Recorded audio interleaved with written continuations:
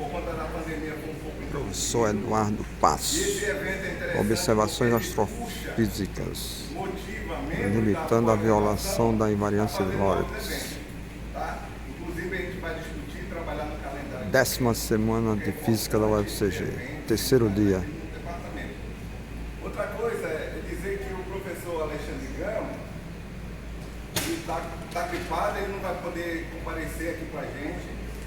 Então ele pediu para que, em nome da unidade, parabenizar e agradecer todos os envolvidos com o evento. Tá?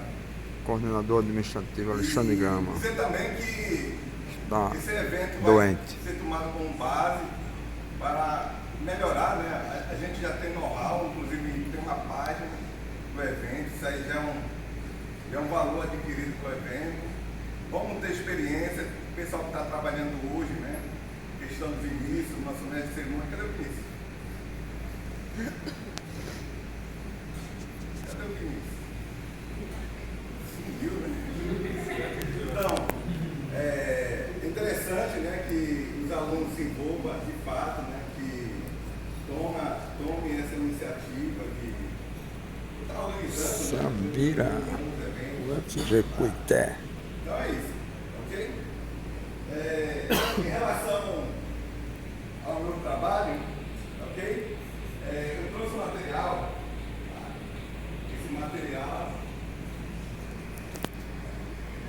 Esse material ele mostra algumas contribuições do nosso grupo em relação ao estudo Professor Vitor. que considera, né, dados astrofísicos, medidas astrofísicas e recentes eventos para testar modelos de teoria de campo que distraem uma física além do padrão, além do modelo padrão. Ok? E no caso é a violação da invariância de Lorentz, que, hora ou outra, eu vou chamar como livre, né? Que são as iniciais em inglês. Ok? Um ponto interessante dessa questão, que eu estou muito para esse lado aqui, tá? O lado da teoria de campo. Isso aqui é Luiz, é a Rita, é a Clarice, ok? Aqui envolve muita coisa.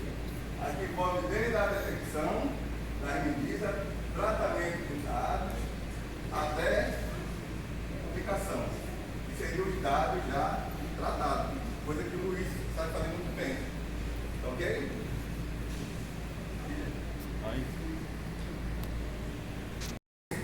Teoria e dados observacionais. Ok? Damião, UFCG Não, pra Cuité. mim, tá?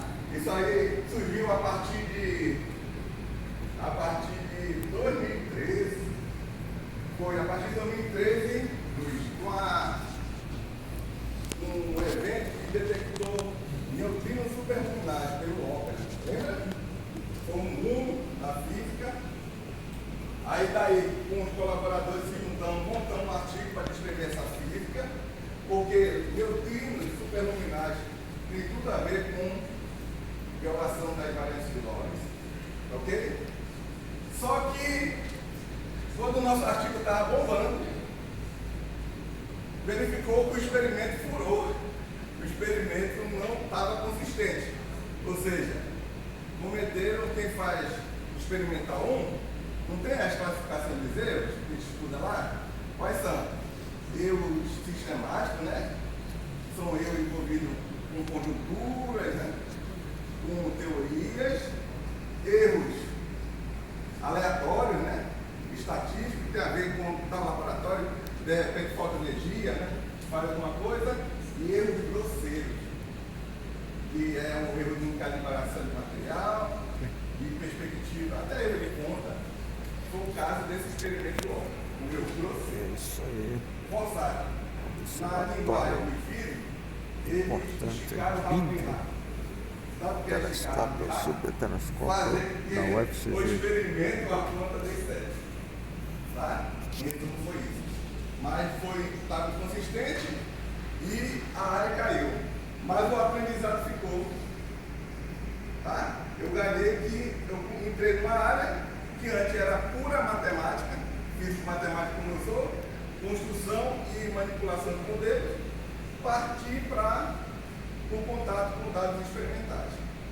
Daí me encorajei, fui estudar no pós-doc, no projeto, foi na UFRJ, 2015, foi 2015, e desenvolvi esse estudo, aliar dados experimentais, tratados, com um modelo matemático. Ok?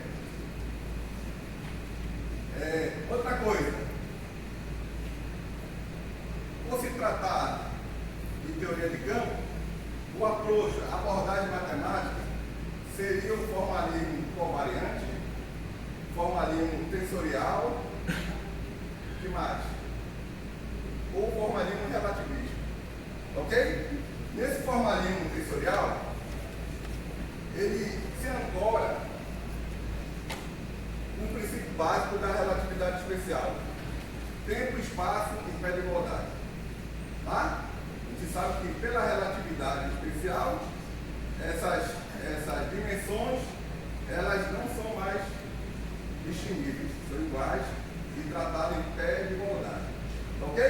Então, em se tratando de pé de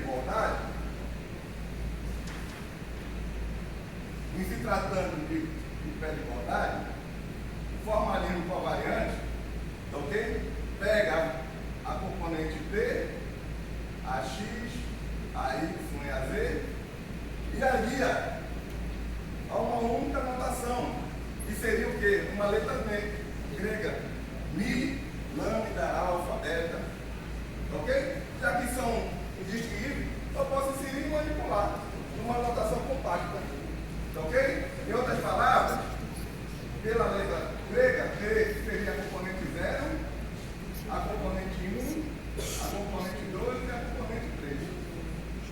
Ok? Assim de quê? Assim de construir objetos matemáticos covariantes. Que tipo? Por exemplo, você pode construir um quadro vetor de tá? Você pode construir um tensor D de μ e assim por diante. Tá ok? Com esse objeto, você pode construir também um escalar, que é a quantidade importante da relatividade especial. O que é um escalar? Porque o escalar ele é invariante frente à transformação de Lorentz. Como eu escrevo? Por exemplo, um escalar eu posso escrever uma área, por exemplo, né, que seria φ μ. Ok? Construir um escalar. Posso construir um escalar com um tensor de segunda ordem. T de μ, T de μ. Tá certo? É um escalar. Associado a isso, o que é que ocorre? Eu posso construir um formalismo lagrangiano da dinâmica da partícula. Tá certo? Então, com base, é disso que eu tenho que saber para entender um pouco sobre seminários de teoria de campo. Tá certo? Pois bem. Então, essa história, eu pretendo contar com uma introdução, ok? Voltando de novo para o tema. Essa introdução, ela trata das motivações. Primeiro, parte da definição do que seria simetria de Lorentz. Depois, uma outra questão, qual é a graça de quebrar a simetria de Lorentz? Qual seria a graça, né? Depois, eu tento associar a simetria, a quebra da invariância de Lorentz com eventos astrofísicos. E depois é uma parte mais ou menos técnica que eu vou apresentar para você. Essa parte mais ou menos técnica seriam 2 artigos que a gente publicou, ok? Um, testando a teoria por dados de radiação gama, ok? Muito falado aqui no evento. E o outro seria um fato que aconteceu, que ao mesmo tempo quando lembra da definição das ondas gravitacionais, tá? Pelo LIGO, em um intervalo pequeno de tempo, o satélite Fermi acusou a detecção de radiação gama, tá? Que a priori saíram junto com o mesmo evento, que seria a fusão de buraco negro. oportunidade boa para testar minha teoria. Eu, condenado, abri uma janela de oportunidade, o físico matemático, claro. É assim que funciona. E detalhe, o físico matemático, ele atua em todas as brechas do experimento técnico. Por exemplo, hoje, só fazendo 40, estou trabalhando com cosmologia, sem ter feito um curso de cosmologia. Tá? Não consigo, claro, falar profundamente sobre aspectos da cosmologia, mas desenvolvo pesquisa. Hoje, trabalho com relatividade geral. Está ali o meu estudante de TCC, Isaac, né? Ele está falando hoje de quê, Isaac? De objetos do espaço curvo, né? E o Isaac perguntou para mim: Eduardo, sabe disso do quê? Sei, estudando o espelho. Mas curso regular, que nem tem aula aqui, relatividade geral. Tá certo? Então essa é a construção que você tem. Ou seja, que você não precisa depender só apenas dos cursos. É importante que você tenha desenvolvido em projetos. Tá? Porque através dos projetos, através da reunião de grupo, você vai adquirir experiência. Você vai funcionar realmente como um físico, né? Físico procura desvendar as invenções de Deus, né? Mas não me preocupe se eu acredito ou não acredito em Deus, tá certo? Quem acredita nunca provou. E quem não acredita também nunca provou. Os ateus também nunca provaram. Então vamos ficar no 0 a 0. Mas voltando para outra questão, tá certo? Voltando para outra questão. Então, aqui se resume o quê? Resume em 3 resultados, são 3 trabalhos, ok? O primeiro trabalho, como falei, foi fruto do meu projeto de pós-doc. Já os 2 trabalhos seguintes foram em conjunto com meus estudantes de mestrado. Inclusive está o Clécio aqui, né? Quem não sabe, o Clécio foi um estudante de mestrado, ok? Hoje o atual estudante de iniciação científica é o Alisson, ok? Tem a Esther, mulher na física, é minha estudante de mestrado. Tem o Joilson também, estudante de mestrado. Tem a Júlia, que é a minha colaboradora, ok? Então, vamos seguir. Então a primeira pergunta é o quê? O que é a simetria, a invariância ou simetria de Lorentz? Ok?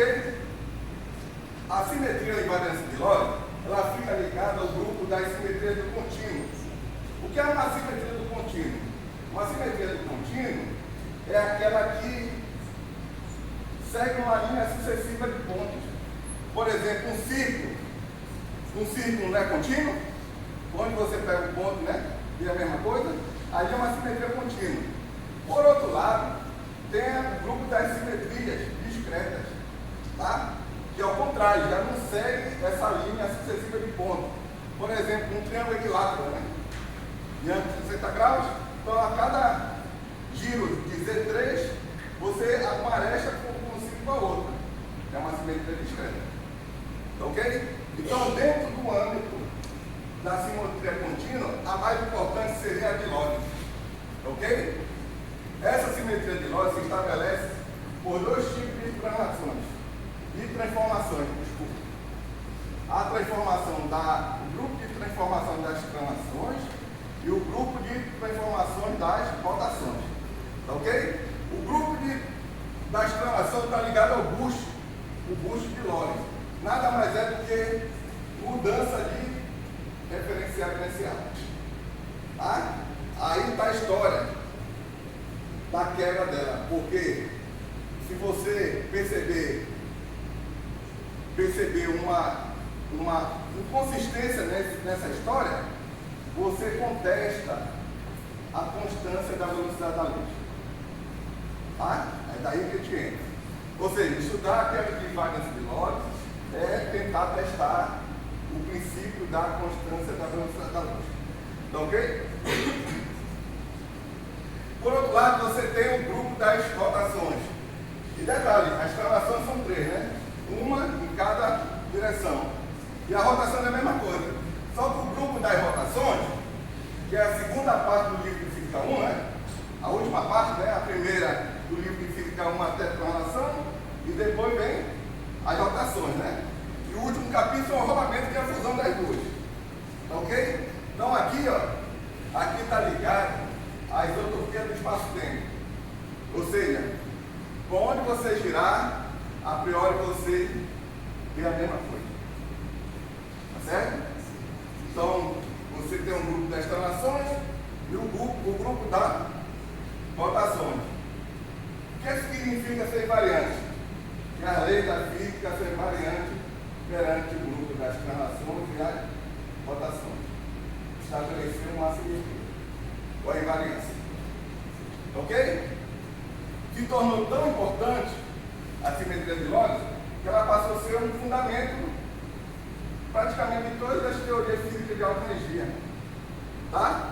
Por exemplo, ela faz parte da estrutura de calibres do modelo padrão, modelo nível padrão, que contempla a interação forte e a interação eletrofrágil. Tá certo? Por que mínimo? Porque a gravitacional é tratada à parte. Não foi conciliada. Então, esse modelo é baseado na invariância de Lorentz. Ok? E ainda tem uma coisa. Testes altamente precisos, sensíveis, até hoje não se verificou essa queda. Se mantém consistente. Ok? Alguma pergunta? Vamos interagir? Alguma pergunta, João? Alguma pergunta, Júlio? Estamos amigos, né? Eu quero quebrar a questão da formalidade da apresentação. Ok? Alguma dúvida? Tá certo? Então, por que estudar se ela é tão consistente e válida? Por que estudar a sua queda? Qual é a graça disso?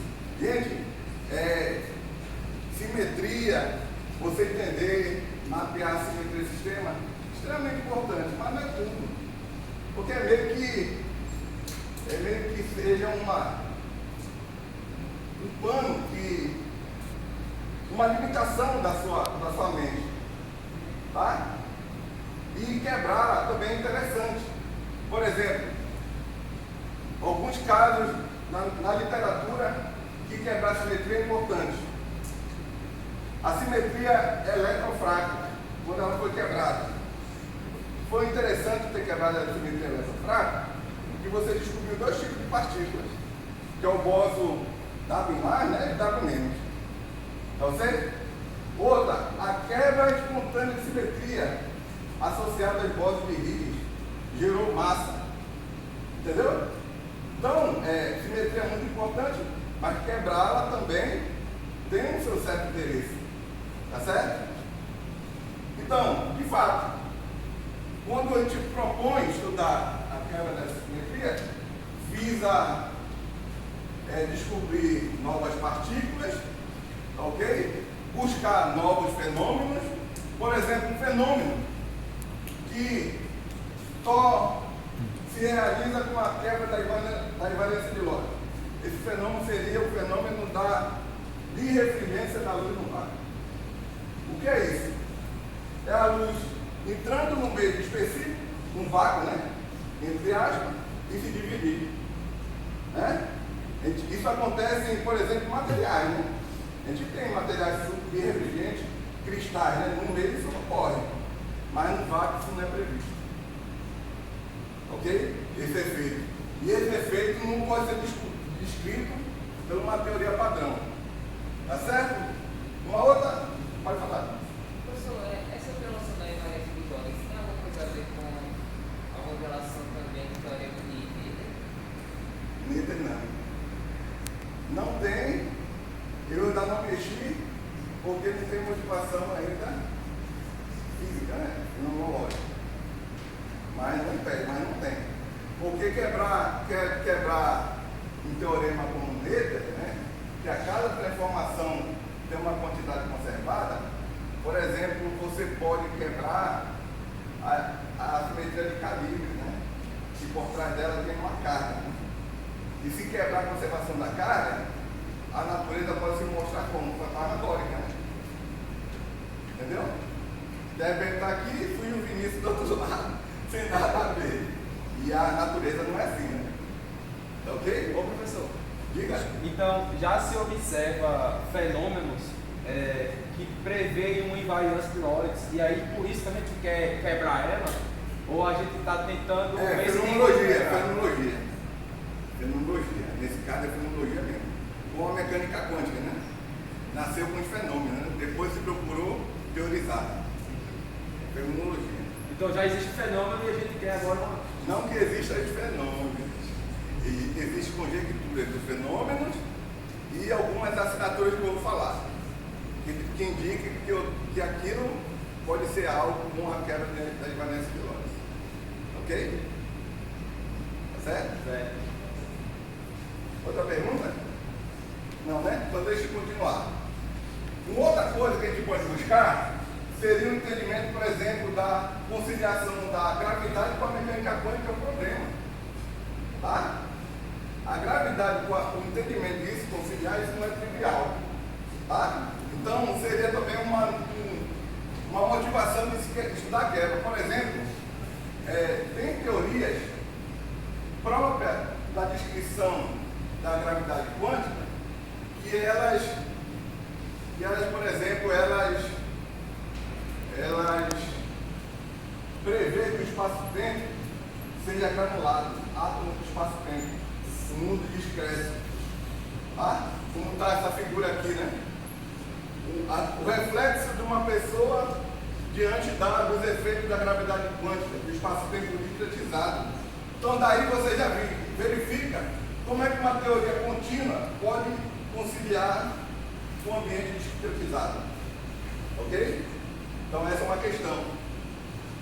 E teorias já da gravidade quântica, elas já não obedecem à invariância de Lorentz.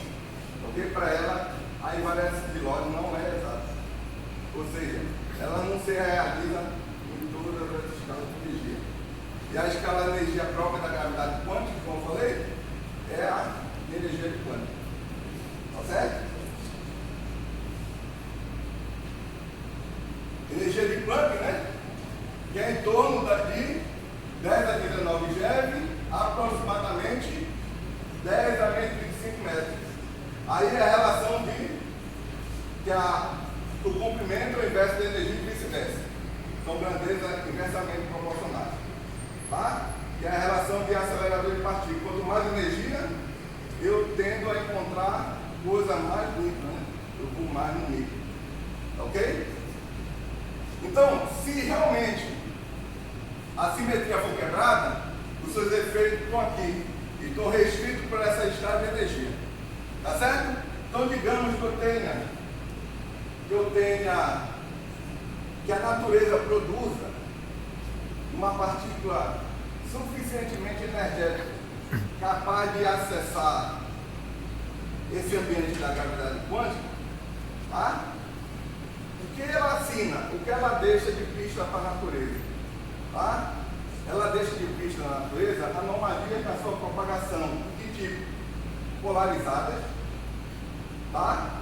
E atrasada em relação a outra partícula que acessa ao mesmo tempo. Delay temporal entre elas. Explicando, esses são os efeitos que a natureza pode dar pista, né? Para justificar a dívida. Tá certo? Então, isso aqui, com isso aqui, olha, é a motivação do paper.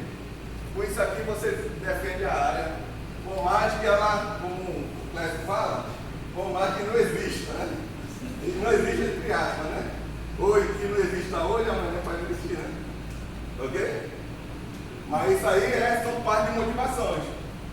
Ok? A outra pergunta, e daí, professor? E daí, que tipo de acelerador que gera, capaz de chicotear uma partícula para acessar esse ambiente tão energético, né? Tão pequeno? Aí que entra o ambiente da astrofísica. Tá? De forma artificial não temos, mas de natural tem, né? São as questões das fontes astrofísicas, emissões variáveis. Tá? Essas emissões são altamente energéticas, tá? Características de longo alcance,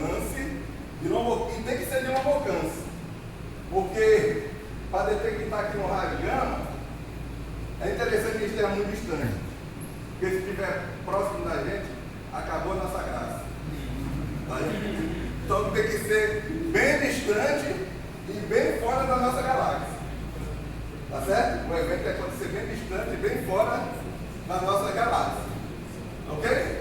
Então, esse evento a gente busca associar, pegar medidas para medir a teoria, explosões de raios gamas, por exemplo, emissões de ondas gravitacionais, fruto de fusão do buraco negro. Tá certo? Então aqui eu mostro um aparato experimental. Qual seria o experimento? Qual é a planta experimental para testar minha teoria? Tá? A planta experimental seria essa. Aqui você teria a lâmpada, né? A lâmpada acende, emite fótons altamente energéticos, tá certo? O fóton vermelho e o fóton azul emitido de forma simultânea. Se eles são altamente energéticos, então são capazes de sondar o quê? A granulação do espaço-tempo. Tá? Então eles vão, né? Com comprimento de onda pequeníssimo, eles começam a acessar a granulação do espaço-tempo. Um fóton negocia esse processo de forma diferente. Tá certo? Quando eles acessam esse meio, o satélite que aqui vê eles chegando de forma defasada. Tá certo? Sai em fase e chega em fase. Tá? Então essa é a conjectura experimental para se testar uma livre pelo ambiente astrofísico. Beleza? E qual a teoria capaz de descrever esse tipo de efeito? Seria uma teoria que produza uma velocidade de luz dependendo da energia. Tá? Então você poderia construir uma equação de onda. Tá? Isso aqui, olha. Isso aqui seria o usual, para F igual a zero seria o usual, equação de Maxwell. E essa parte aqui seria a contribuição própria para descrever esse ambiente. Ok?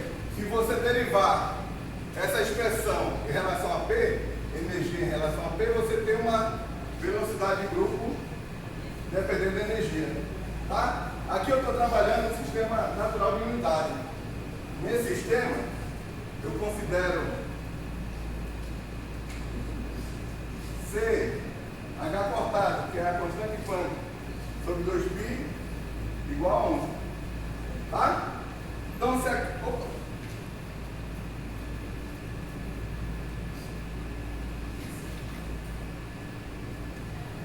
então, se aqui tem 1, imagine que seja C. Tá? E aqui é a correção devido a esse termo. Tá? Se isso aqui for, essa constante K aqui fosse zero, você teria a teoria usual e não tinha dependência da energia. Então não serviria para descrever esse tipo de efeito.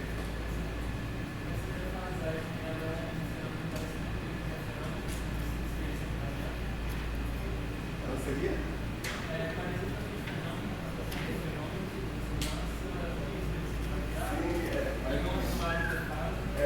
Seria defasado. Mas aí seria tipo mais geral, né? Uma coisa mais geral. Mais geral, entendi. Ok? Daí a gente entra. Porque até então, essa teoria aqui é construída à mão. A minha praia é testar modelos. Primeiros princípios de teoria de campo. Ok? Então, né, vindo nessa direção, esse artigo aqui do Lohan, tá? Esse artigo do Lohan foi um dos primeiros que pegaram dados de um certo evento de radiação gama para testar a teoria, uma teoria de campo. Ok? Esse evento aqui que ele considerou foi um evento que aconteceu em 2004, né? Aqui seria 19 de dezembro de 2004. Um evento que aconteceu não, registrado, né? Porque 15 minutos? Não acredito não. Não, porque eles estão me interrompendo, eu quero mais de 10 minutos. Concorda? 10 minutos? Bárbara? A Bárbara diz, concorda, Bárbara? Porque o Pinto me pediu, Eduardo, conversa com os meninos.